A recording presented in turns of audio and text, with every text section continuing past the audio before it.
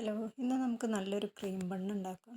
Cream bun രണ്ട് തരത്തിലുണ്ടാക്കാറുണ്ട്. നമ്മൾ കേക്കിനൊക്കെ use ചെയ്യുന്ന വിപ്പിംഗ് ക്രീം വെച്ചിട്ട് ചെയ്യാറുണ്ട്, പിന്നെ ബട്ടർ വെച്ചിട്ടും ചെയ്യാറുണ്ട്. ബട്ടർ വെച്ച് ചെയ്യുമ്പോൾ അധികം ഫ്രൈഡായിട്ടാണ് ചെയ്യാറ്. ഞാനിപ്പോൾ അതിവിടെ ഫ്രൈഡായിട്ടല്ല ചെയ്തിട്ടുള്ളത്, അല്ലാതെ തന്നെയാണ് ചെയ്തിട്ടുള്ളത്.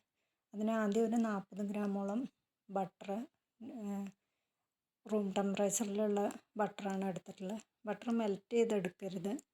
അതുപോലെ കട്ടിയായിട്ടുള്ള ബട്ടറും നമുക്ക് ക്രീമാക്കി എടുക്കാൻ പറ്റില്ല.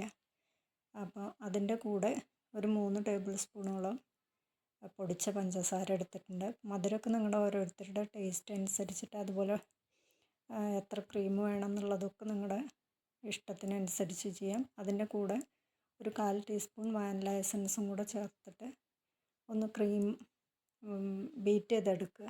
അത് സ്പൂൺ വെച്ച് ബീറ്റ് ചെയ്തെടുക്കാം, അല്ലെങ്കിൽ നമുക്ക് ബീറ്റർ വെച്ചിട്ട് ചെയ്യാം, അല്ലെങ്കിൽ മിക്സിയുടെ ക്രീമൊക്കെ ബീറ്റ് ചെയ്യണ ആ ജാർ വെച്ചിട്ടും നമുക്ക് ചെയ്തെടുക്കാം.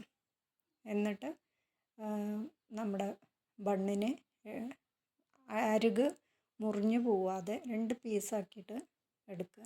അതിൻ്റെ അടിവശം വിട്ടു പോകരുത്. ആ രീതിയിൽ വേണം കട്ട് ചെയ്തെടുക്കാൻ.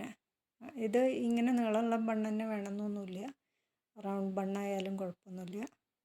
റൗണ്ട് ബണ്ണാകുമ്പോഴും അതിൻ്റെ ഒരു സൈഡ് കട്ട് ചെയ്ത് പോവാതെ നോക്കണം. എന്നിട്ട് അതിൽ 2 സൈഡിലും നന്നായിട്ട് ക്രീം തേച്ച് കൊടുക്കുക. ക്രീം എത്ര തേക്കണം എന്നുള്ളതൊക്കെ നിങ്ങളുടെ ഓരോരുത്തരുടെയും ടേസ്റ്റ് അനുസരിച്ചാണ്. ഞാനിപ്പോൾ ഇതിൽ അത്യാവശ്യം ക്രീം തേച്ചിട്ടുണ്ട്.